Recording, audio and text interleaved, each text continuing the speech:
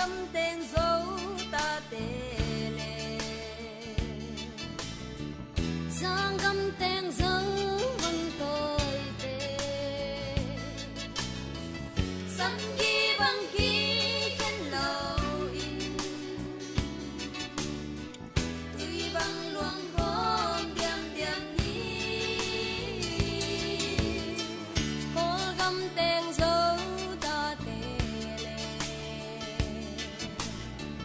vai gấm tên dấu vân tôi tê phút khắc tôi ghé khắc hai ba mà bằng bằng khom liai liai ní xin làm thế tung kiếp khai ban tung từ đầu vân qua Giêsu xin săn tôi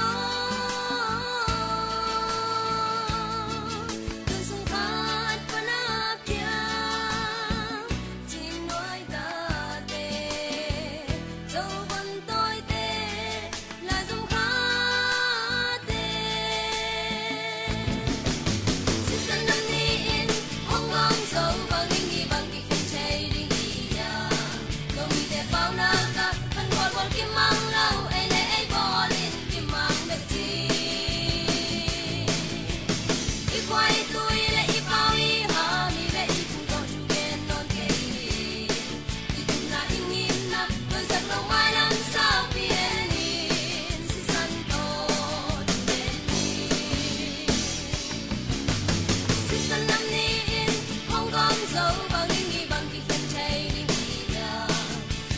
không bỏ lỡ